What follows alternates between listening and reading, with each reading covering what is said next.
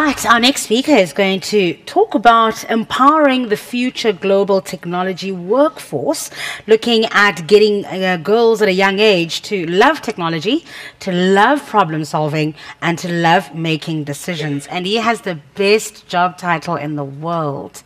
Like one day I want to have that job title, Chief Genius at MathsGenius Consultants. Please welcome Edzai Zvobwo.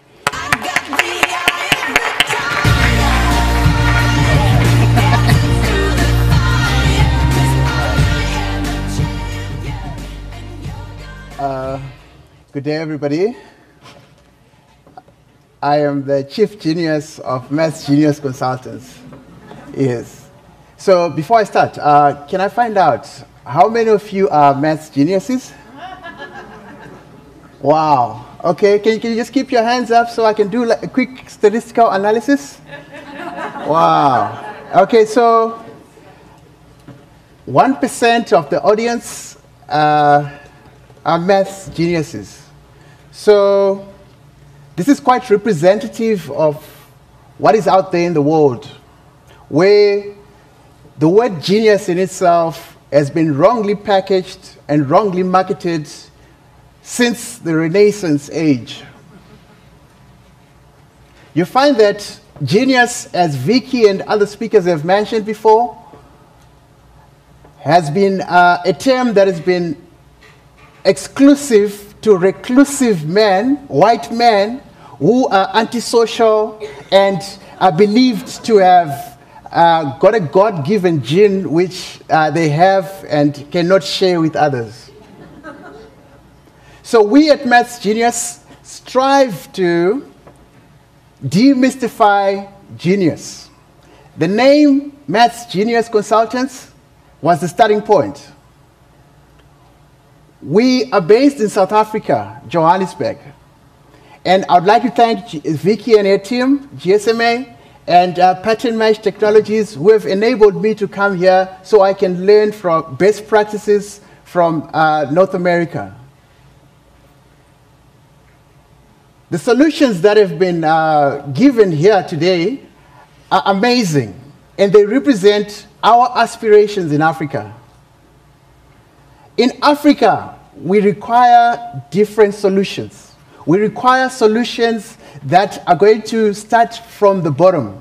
Because the reality on the ground is that there are girls, there are boys that have never held a phone in their hands. There are boys and girls that have never used a computer in their life. So for us to say, let us have a hackathon today, let us start coding. It's like a quantum leap, taking them from nothing to something. It is highly, highly ambitious of us to say in a year we can produce 10 girls who can code from nothing. But we're not saying that it's impossible. It can be done. But we have to change our modus operandi. I am glad that quite a number of companies that are quite international are represented here today.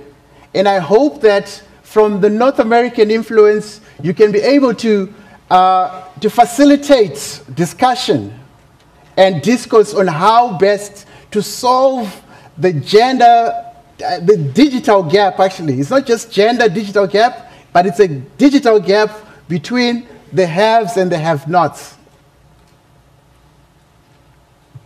We have to critically look into the situation and say, is this problem really a gender problem, or is this problem based on other elements and variables that we can actually unearth if we look at the problems critically? Now, at MathsGenius, what we do is we use any platform possible that is available to us to demystify the notion that everybody can do maths. To demystify that maths is for the select few. So we do that by spreading the word that everybody can do maths.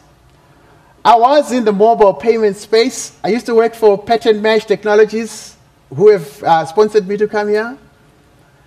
And I am a maths major, but I didn't realize that I was a maths genius until way after I'd finished my varsity. It is when I was project manager for the biggest, it was the biggest, fastest growing mobile money network in the world, mobile money system. It's called EcoCash in Zimbabwe. 80% of Zimbabwe was unbanked because you know that it was a hyper-inflationary environment and they needed solutions, innovative solutions.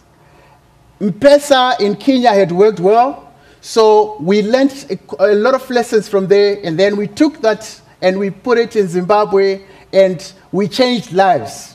When we're doing the mobile payment systems, we're not doing it for the money. Okay, the company was doing it for the money, but we as people actually saw the change. We saw the movement in the monies. People could transact. That was problem solving. That was a real problem. And then I asked myself and I said, what is mathematics?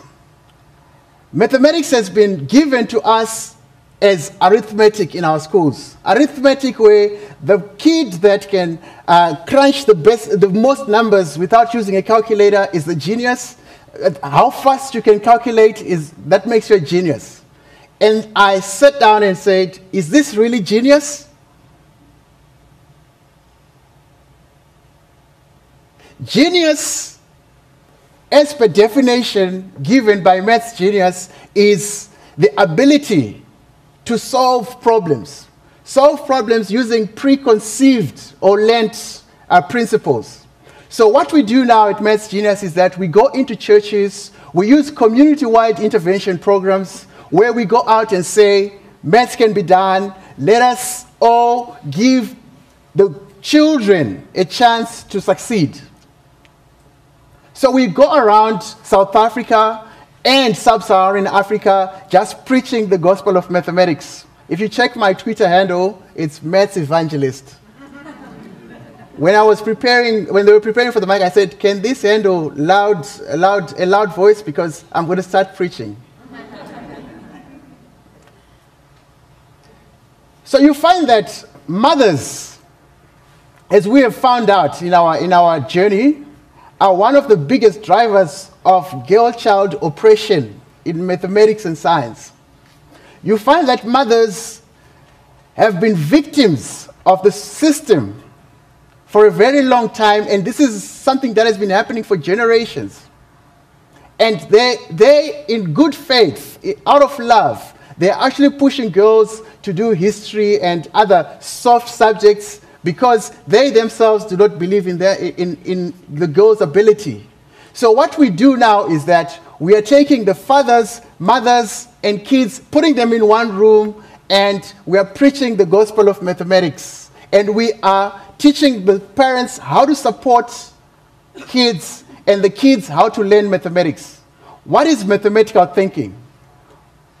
How much does creativity play a role in problem solving? Because mathematics and creativity, art and everything else have been taught as different disciplines, but actually they are intertwined.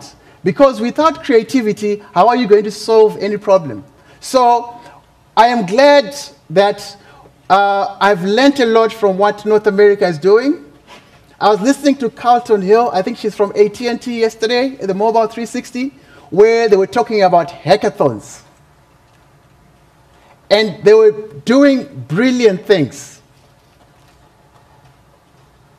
That actually resonated with the message that I had prepared today, but unfortunately most of the speakers have decimated my message and have said it already. So I said I will not bore you with what you've heard already. But then I got hung up on what Carlton Hill was saying.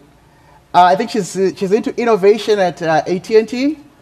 And I said, hackathons are the one thing that has proven, or that is showing, great promise in solving multiple problems at once.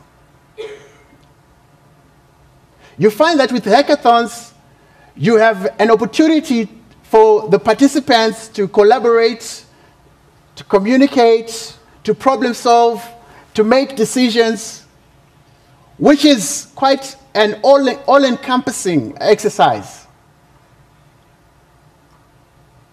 So now, in the African context, and also might apply in the developed world context, we have to stop this idea of making hackathons events. But let us transform them so that they can be truly transformative by making them into programs. Programs with a proper, well-documented theory of change, logic model that is sustainable and replicable.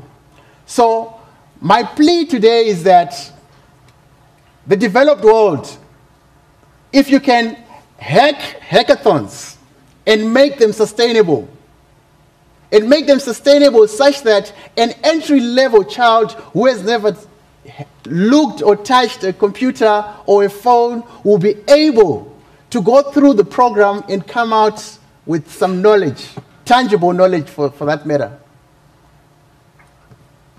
We have to redesign the hackathons from these testosterone-fueled, energy drink-fueled events that run overnight and are based and are solely focused on competition as opposed to creativity and learning. So hackathons provide fertile ground for meaningful change. Meaningful change in any society, whether developed or undeveloped. And the onus is on us to say, are we going to take hackathons as they were male designed and just paint them pink and say we have made them gender sensitive, gender responsive? It is time that we actually create an environment for seismic change, to shake things around.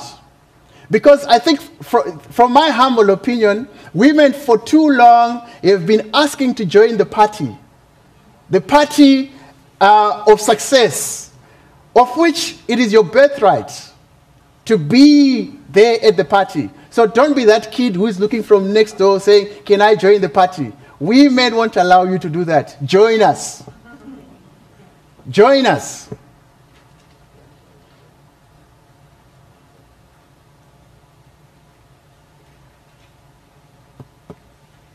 You know, I cried the other day.